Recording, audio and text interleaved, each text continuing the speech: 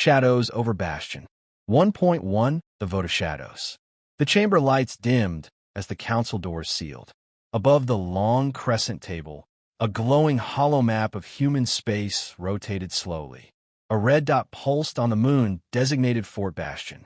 Ambassador Zelther of the Haksari leaned forward, mandibles twitching. This is not just a frontier installation. It's a fortress. It grows in strength every quarter, and we've detected irregular fleet drills along the neutral border. The humans are preparing for war, or merely protecting themselves, rumbled Duru Ulnam, the Pakhari representative. They've yet to violate council doctrine. No provocation. Because of her, hissed Zelther. Because of a human general, the Terran they call Katerina Volkov. A moment of uneasy silence followed. The Sarati archivist, whose people documented all conflict histories, folded two of its spindly limbs.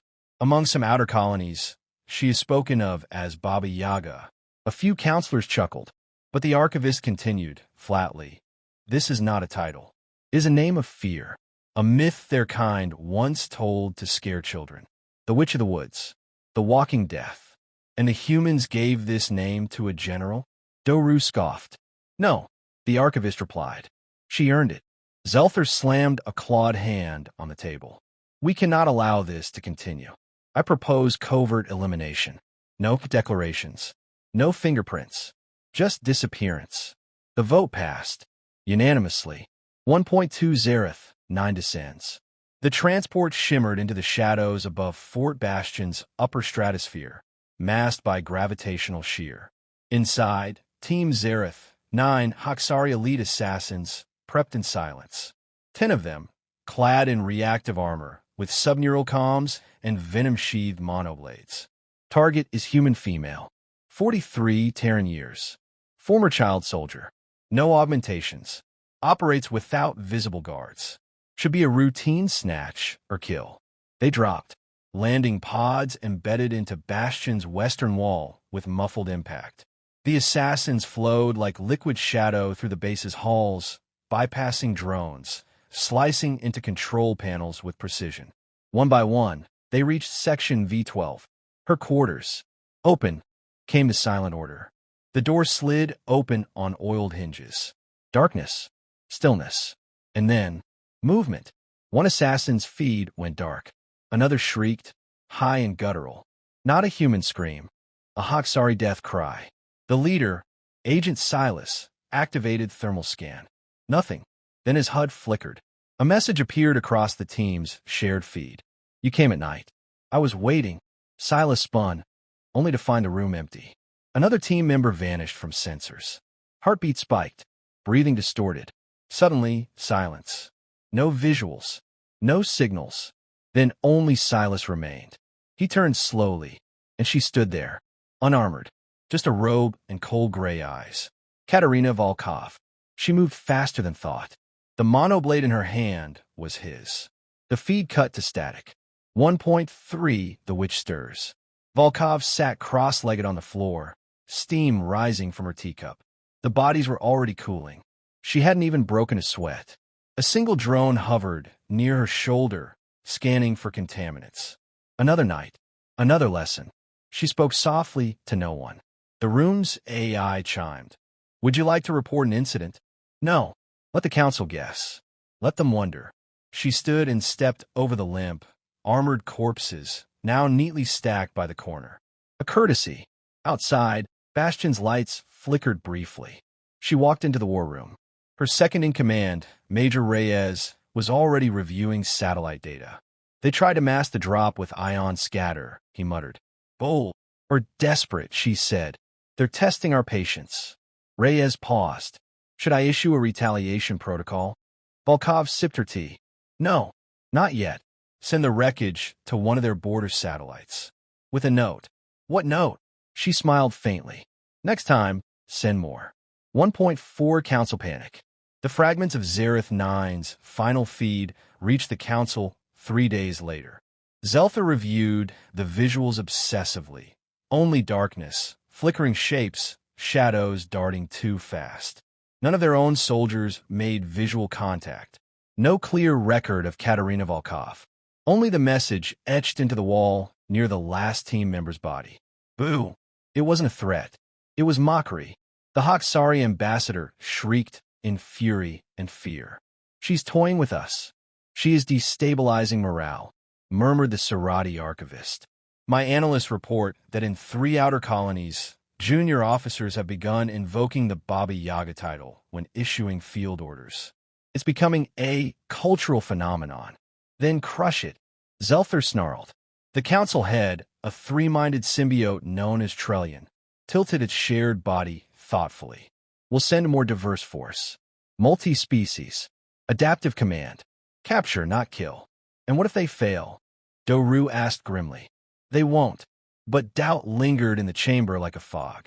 1.5 The whisper of nightmares. Deep in the orbiting waste docks of Theta 3, a hunched, ragged figure tapped a coded rhythm onto a human comms pad. A Terran operative in civilian garb sat beside him. Talk, the human said. The alien, a former council logistics officer, now defected, looked around nervously. She, Volkov, is not like the others. We don't understand your kind. Not really.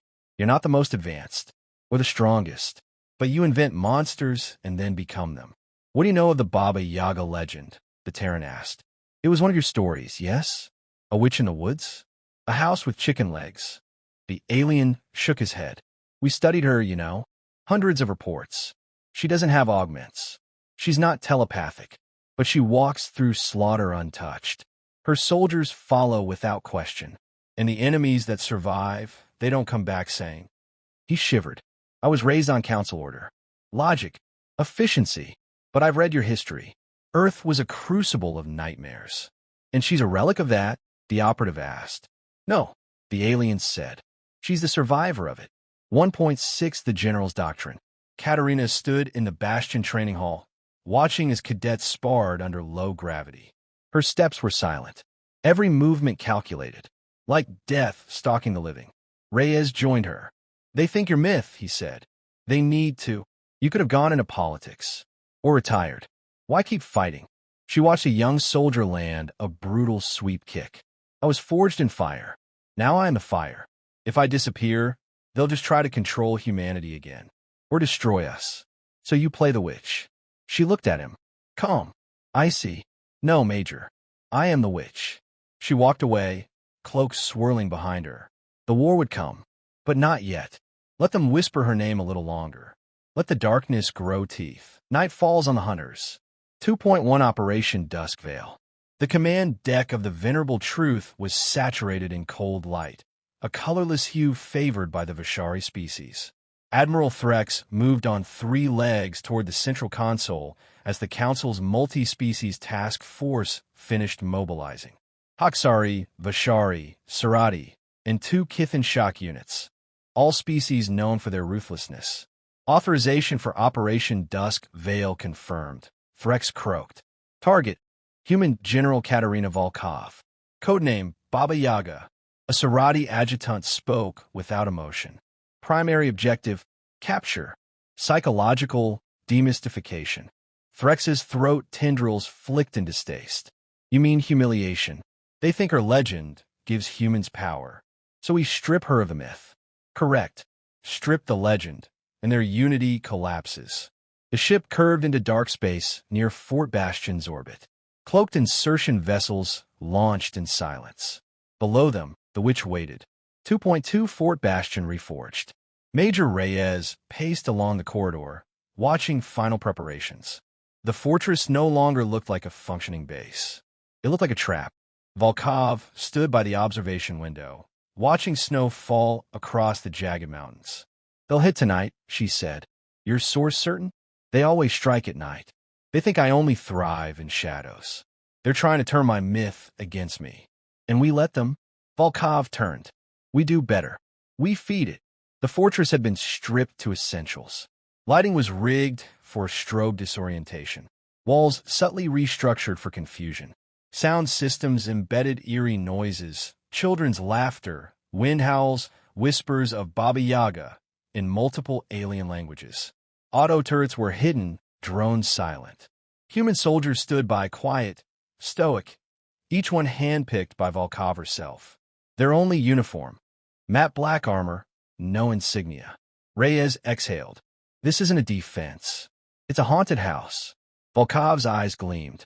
Exactly. 2.3 The infiltration begins. The alien strike teams moved like coordinated phantoms. The Venerable Truth's intelligence drones had mapped the base. They knew the corridors. They had trained for months. And yet, nothing was as it should be. The entrance hatch led not to a hallway, but a mirror-walled chamber filled with fog. A voice whispered from unseen speakers. One by one, little mice sneak in. Which one will find the blade within? The Hoksari advance team bristled. Psychological warfare. The Sarati team leader snapped. Stay focused. Proceed to Quadrant V. They split into teams. Every corridor seemed slightly wrong. They encountered no resistance. No humans.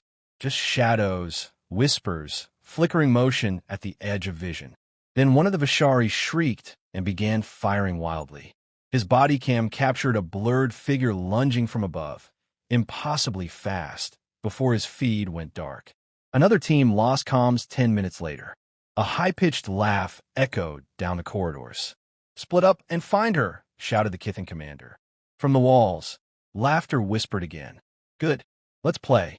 2.4 The Witch appears. Threx monitored from the command ship. Every squad was now either non-responsive or transmitting garbled audio, screams, distorted breathing, a child's rhyme in Russian. His translator refused to interpret. "This is impossible," Threx muttered. Then, all at once, every screen on the bridge shifted. Katerina Volkov stood in shadow, barely lit, calm, a mug of tea in her hand. "You thought darkness was your weapon," she said, her voice slow, cutting. "I was born in it. You think you understand fear, but you've never met it. Not up close." A body dropped behind her on screen, one of Threx's elite. Limp, dead. "You came to strip the myth?" Volkov asked. "Foolish. I built the myth so it would kill you before I had to. And now you brought your best." She smiled coldly. "I haven't even broken a sweat." The transmission ended. 2.5 Hell within Bastion. The Sarati team found themselves wandering in circles, hallways shifting behind them. Two tried to retrace steps, only to vanish in a smoke that hissed their names. One stumbled into the central hall, where Volkov waited. She moved like a ghost.